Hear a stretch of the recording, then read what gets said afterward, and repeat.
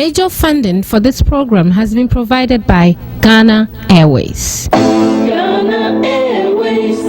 For almost 40 years, Ghana Airways has been linking West Africa to the rest of the world. Your number one choice to West Africa.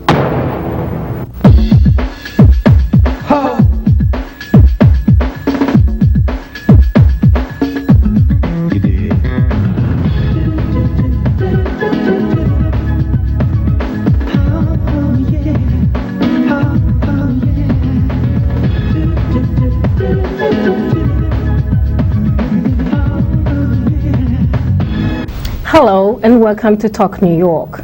Racism in corporate America. For those who have experienced it, it is no doubt a painful ordeal.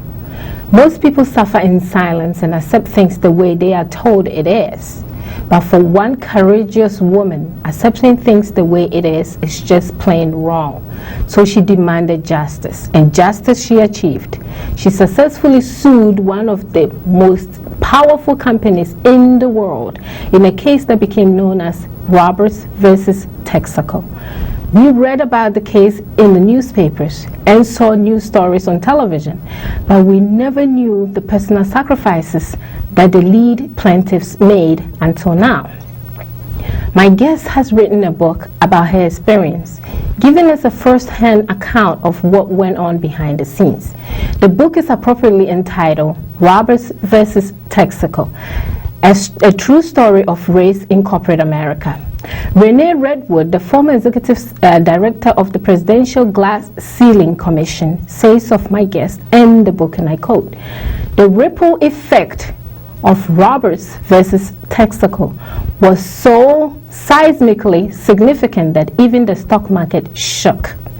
Beyond shattering a glass ceiling or scaling brick walls, this American heroine teaches us the value of determination, persistence, faith, and courage. An inspirational journey in search of the American dream that also offers a business lesson on the high price of discrimination. It is required reading for CEOs and decision makers who want to be competitive in a diverse global economy." End quote. I am truly honored to welcome Miss Barry Ellen Roberts to the show. Thanks for being here. Thanks for having me. That was such a powerful quote, and I said, you know, it says everything about you and about the case and about the book. Tell me how this whole thing started. Well, essentially what happened, is that in 1990, I was a vice president at Chase Manhattan Bank in New York. I had been there for 10 years and had, created a great career there. The entire 10 years that I was at Chase Manhattan, Texaco was one of my clients. And in 1990, they recruited me to come work there. Well, certainly they knew me. They knew my work ethic, they knew my qualifications and my background. I thought I knew them. I certainly knew them as a client, but not as an employee. So I welcomed the challenge. I knew that they had some issues with women and certainly minorities being underrepresented in their workplace, but I represented change, and I represented someone who was going to come in and, was going to be a change for them. I was up to the challenge, so I went. Okay. I know we're going to get into how you went there and you found all these things, but even growing up as a child in this country, you experienced racism way back when. And there was one pivotal incident that I thought was amazing. Discrimination or racism from a black person, a teacher, who actually had a problem with the way you looked because she was lighter skinned. Could you talk a little bit about that? Oh, sure. I mean, first of all, I'm a baby boomer. I grew up in the 60s. I was born in the 50s. I grew up in the 60s when there were a lot of changes going on in the United States. I mean, I grew up in Cincinnati, Ohio, right on the Mason-Dixon line. And in growing up there, the schools were very segregated. I went to a segregated school. And even then, I mean, the whole issue of color amongst African Americans or blacks or Negroes, as we were calling ourselves at the time, I had a third grade teacher who, I was a bright kid and aggressive, and I used to, raise my hand and want to ask questions or be involved. And she discriminated against me because I wasn't light-skinned and I didn't have crinkled hair or whatever her standards were. And so at a very early age, I learned that not only do whites or Caucasians discriminate, but also that there's a lot of discrimination within our own race about each other. When you were growing up, did that prompt you to straighten your hair and do this or do that to, be accepted, quote unquote? Certainly I went through an assimilation phase, and when I was that small, it wasn't for me to do. Certainly my mom chose to press my hair, and then as I got into my teenage years in the 60s and the early 70s, I had an afro and a natural hair, and over the course of the years, I've had many hairstyles. I've been wearing my hair natural now for about 4 years. Okay. You brought up your mom, and we just talked a little bit about her. She was also a very powerful woman, or is a very powerful woman. And but you had a situation with her that, you felt she was a bit too demanding on you. Did that make you a stronger person? Because I know my mom also wanted to live her life through me and demanded certain things. A woman doesn't say this, a woman doesn't sit here. And Ma, this is a different era. How is that relationship now, and also how did you see that helping you become the person you are? I'm really glad you asked this question. First of all, I recently lost my mother just this past summer, but and it's an honor to be able to talk about her right now. And thank you for that opening. And growing up, all girls have issues. Most girls have issues with their mothers. Certainly. In the position that I was in, my mother had invested a lot in me. She knew that I was a student. She taught me how to read before she taught me how to walk. Before I learned how to walk. And so, again, being in the generation that I was in, and she had studied, and she knew a lot about Black history, and she had this whole concept of the talented 10%, and from Du Bois, and she certainly thought that I was one of those, in that percentage, and therefore, from those who much are given, much is expected. And so she always set the bar high for me. She and my father both, they always set the bar high for me. And since I was always interested in school, and interested in achieving, and interested in moving forward, and interested in the civil rights marches and those kinds of things, she just fed me. She just fed me on that. Okay. Well, you got pregnant when you started college, doing very, very well by every account, but you bounced back. How was that possible? I was reading the book and I was going, what drove her to say, okay, yes, I'm going to have this child, but yes, I'm going to pursue what I want to pursue? Where do you get that from? It's interesting. In writing the book, one of the things that I knew that I had to do, and it was very valuable to me, was not to just look at the title and say the legal title, Roberts versus Texaco. It was really to discover and to research who the Roberts was. Right. And some of the things that you go through in life and the choices that you make. And you're right, how you bounce back. How you don't let things that get, that are stumbling blocks, you don't let them just make you cave in, that you learn and grow from them. And certainly in going to college. Was it difficult for you to, I don't mean to cut you and I want you to finish that, but was it difficult for you to do that self-assessment, get into yourself and tell the story? Because one of the things that I am afraid the most is to write something about myself. I get to a point I say, no, this is my own personal territory. I don't want anybody to know that. Was that hard for you? No, it wasn't, because I wrote this book out of victory. Okay, I wrote this book coming off of victory, and so many of our books, especially books about African Americans, are written as victims, or this happened to us or that happened to us. This was really about overcoming, and this was really about finding victory in my life, and not just victory for me, but victory for the 1,400 African Americans at the company, as well as victory for other people who will read this and see themselves. And so I set out to be very honest. very honest. I mean, integrity was, the key word that kind of said, okay, when I decided to write the book, I knew I would have to lay out certain things that, are family issues or personal issues. But once it started coming out, it just flowed, and I didn't have a problem with it.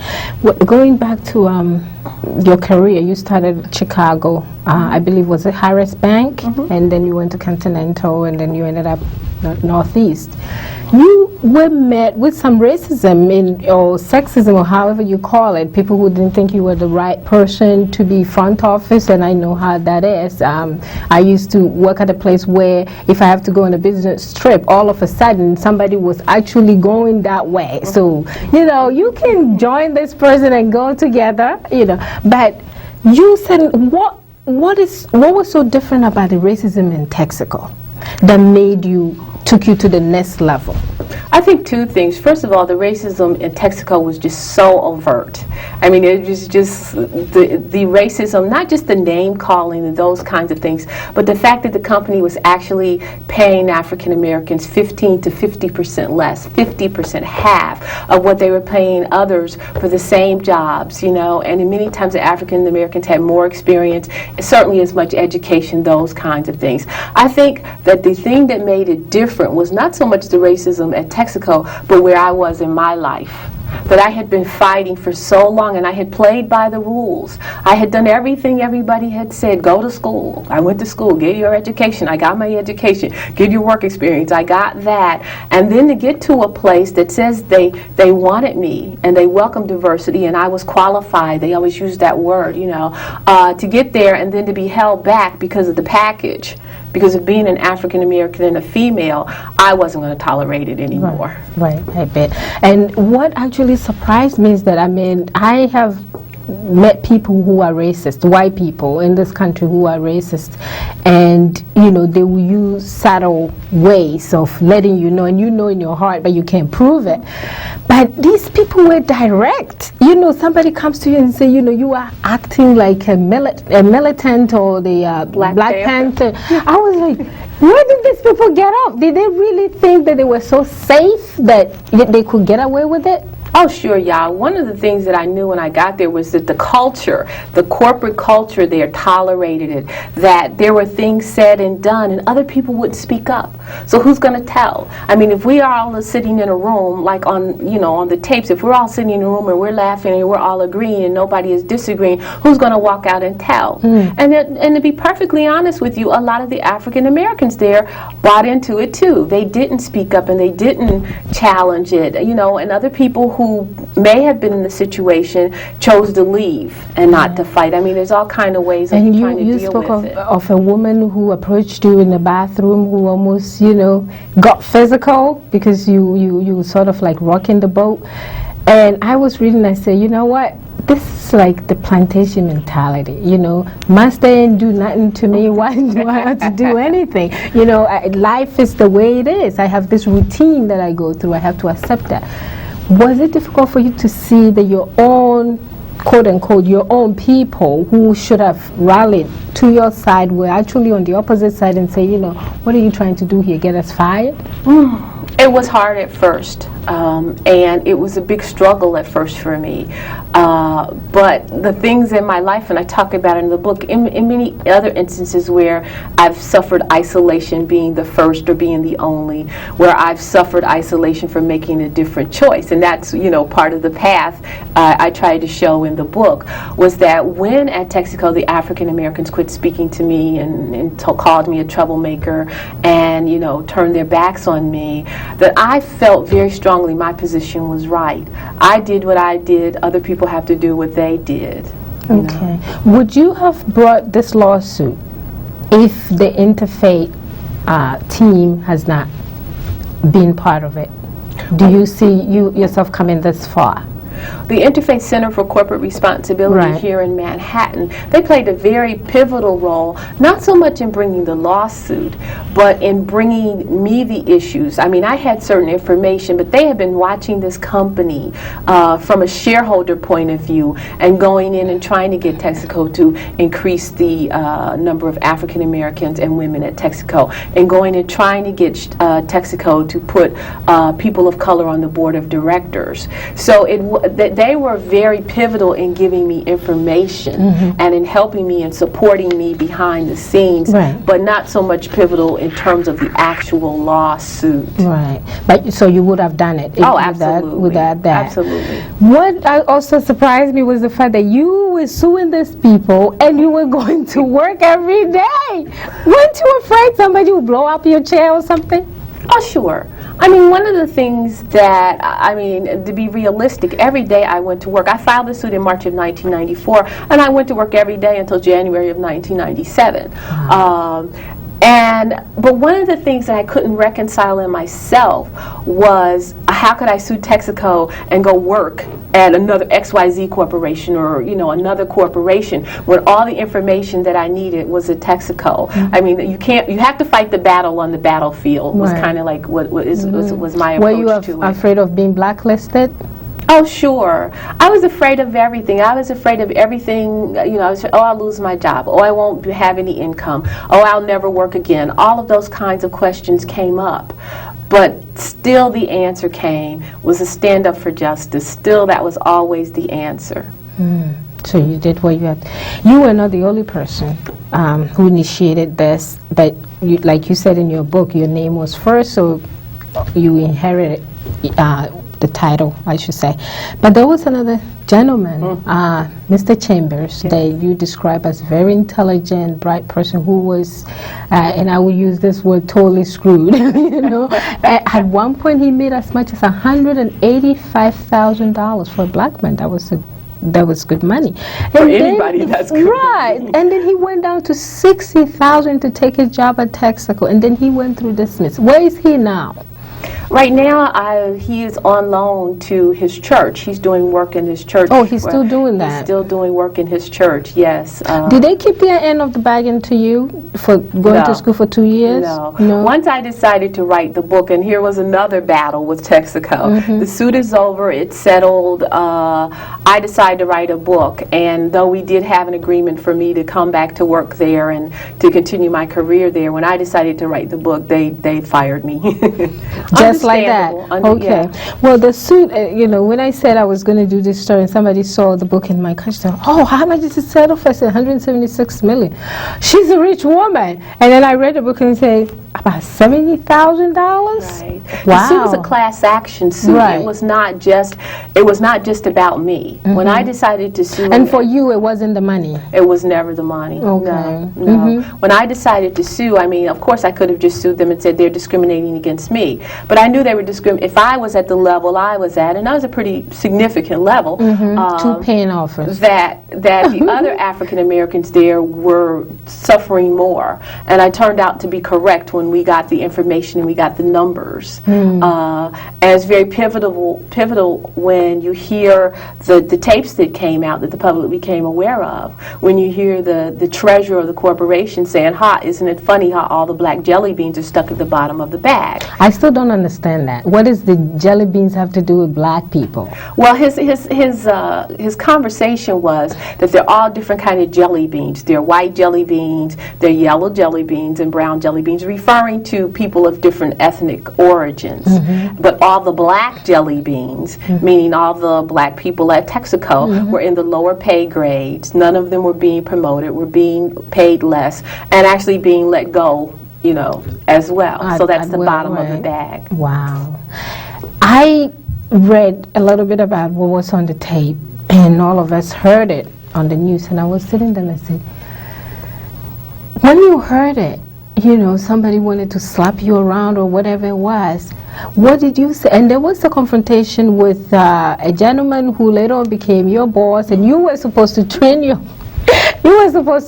boss, and then he wanted to get physical. Did you think, God, thank God this came out somebody would have really physically hurt me. I certainly was concerned every day that I went there about, getting harmed or about things that people might do. It was, like Daniel's in the lion den or whatever. But I just had faith. I mean, one of the things I always believed, when I filed this suit, I always believed I would win. I didn't know how. I didn't know when. I didn't know where it was going to come from, whether we were going to be in court for 7 years, as some people had predicted. But I always believed I was going to win because I was right. And then not that every time you're right about something, you get the results that you get, but I felt there was this very strong belief about this case from the very beginning. If the tapes hasn't come out, do you think that you would have win this big? Well, maybe not this big. Maybe not this big, but we were winning. We were winning in court. The EEOC had come out, 3 years after the suit had been filed, and they had found the same findings that we had. We had witnesses coming forth with more information almost on a weekly basis. Somebody else had come in and done an independent audit of Texaco and their payroll and their personnel and those kinds of things. And everything was building up, and the momentum was certainly on our side. One of the things we always say is the tapes were an extraordinary piece of evidence. They weren't my case. They weren't my case. That's interesting. Because the tapes really wouldn't have come out if this guy has not been let go or retired so early. That's right. And now he's going to go to court. Well, and you're supposed to testify. Two things have happened. One, keep in mind, he had the tapes for 2.5 years before he turned them over, so you're absolutely right. The other thing is that they've already gone to court and I've already testified. Okay. And they were found not guilty of obstruction of justice in the federal courts. They were found not guilty. They said that the tapes contained lots of erasures and those kinds of things. There was some nonsense about nigger and St. Nicholas. And could you clarify that a little bit? I thought that was the silliest thing. Something about they heard him say nigger, and then it says, no, it didn't say that. It says something about St. Nicholas's. What was that all about? At one point, there were experts who listened to the tapes and heard him say the word nigger. Then Texaco had their experts come in, and they said their experts heard him say the word St. Nicholas. Now, my mother used to say, there's only so many ways you can use certain words in a sentence for it to make sense. And that in hearing the St. Nicholas, used in the sentence the way it was, that, it was hard to believe that, they would even from this to that, from the N-word to St. Nicholas. But when you went to testify, and Landwall, that was his name, what did he think, see you there? Because I think at one point you went to one of your bosses, Shelby, and you said, what do you think about this? And he was like, did he ask you whether you heard him on the tape or something? Yeah. These people were shameless. Yeah. Oh, absolutely. I mean, one of the things about the corporation, as it was a culture, was the arrogance. I mean, just how arrogant and how shameless they really were. Which is, which when we went to sue, almost made it easy, because they were so arrogant and so bold and so upfront. And when I went to testify, it was very interesting to walk into the courtroom and to see the Lundwall there and to see the treasurer there. Was she still representing them? No, she wasn't there for the criminal trial. Okay. But to see the man who said, every time I see Barry Ellen, I want to punch her in her, effing face. But I play mind games with her. To see those two gentlemen sitting there in court and being prosecuted and have to testify against them, it was just another level. I'm like, will this never end? Will this never end? Oh, wow. So the rest of your tenure at Texaco, until you decided that, okay, I want to do this book and, whatever, were you able to really concentrate to do what you have to do? I was always professional. Okay. I mean, I was always professional in doing my work, and I think I showed that in the book where I said I was still getting great reviews on my work. I was my work was my work, and I was able to concentrate. And in fact, I was so determined, or as my mother would say, hard-headed, that I knew that they wanted me to break down on some level, so they could say, "Oh, look, see, she can't handle it. Oh, look, see, she can't do the work. Oh, look, see, this is why she's not being promoted." I knew that that's what they wanted, and wasn't going to give it to them. Not that easy. How's your eldest daughter, who had a problem with your divorce and Everyone in my family is fine. My oldest daughter is down in Virginia Beach, and she's working in healthcare. And when I started writing the book, when I started the Texaco case, my youngest daughter was a freshman in high school, and she's now a senior in college. So we're all doing very well. So you're by yourself now? Yeah. Oh, wow. It sounds like you have a wonderful, wonderful family, your children and all. And I think at one point your daughter was the one who was encouraging you, don't take this, ma'am. Do something about it. Did she understand the magnitude? Did she know the emotional strain that this was putting on you, or what you were going through? I don't know that she understood it. I think certainly she saw it more than anybody else being there with me. I don't think anybody can understand it, because there are just times when I didn't even understand it. Just in very quiet times alone, the fear would come, or the questioning, or the doubts, or whatever. But if people ask me if I had it to do all over again, would I do it? And the answer is absolutely yes. What are you doing now? Well, besides out on the book tour, I've been out pushing this book and doing book signings. I have been doing some consulting with corporations and institutions and organizations on diversity. I've been speaking at colleges and high schools and churches and anyone that'll have me. Would you ever work for anybody? No, I've actually started my own firm. I've started my own firm, Barry Ellen Roberts, Inc., that I do diversity training and talk about diversity in the workplace and in the schools. It's not just, it's interesting. One of the things I know, every place I go, people say it's not just Texaco. I know that. I know it's not just Texaco. I know it's not just corporate America. So we have to start from somewhere. Yeah. And that was my story. Okay. What about, we almost out of time, but I wanted to get a little bit into this. You said you called the NACP, you called the Rainbow Coalition, and all these people, and nobody responded. But when it became big news, everybody was there. Yeah, in 1990. But I think later on you forgave them. I forgave everybody. I mean, there's no point in holding a grudge. That's not who I am. But in 1994, when Syl Chambers and I first filed this suit, we wrote to all these organizations saying we didn't want any money, we didn't want a defense fund, we just wanted them to write the corporation and say we are aware of what's going on, we support these people, and we will be looking out. We heard nothing. So that when I read that, what I told myself? I'm not surprised, because they will show up for the big things, but not for the little things. You are an inspiration, and I'm going to quote something that Julianne Marvel wrote about you. She says, and I quote, "Barry Ellen Roberts offers powerful testimony about the personal cost of shouldering a high-profile lawsuit. Her book makes it clear why so many endure the burden of discrimination without fighting back. A critical contribution to the current race debate. This sister is to be applauded for the outrage and the candor that are both inspiration and motivation to continue the struggle, and I applaud you. Thank you very much for being here." The book is in the bookstores everywhere. It's published by Avon Books and the author Barry Ellen Roberts. Thank you very much for being here. Thanks so much for having me. This is Ya Ajimai Okwampamhofe. Thanks for watching.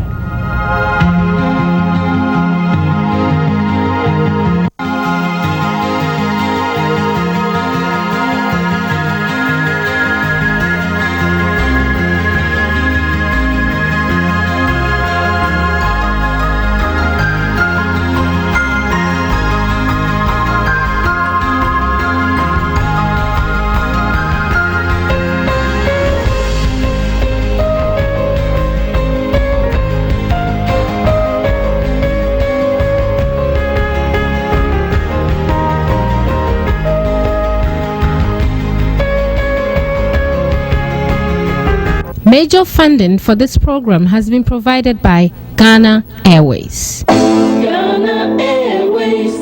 For almost 40 years, Ghana Airways has been linking West Africa to the rest of the world. Your number one choice to West Africa.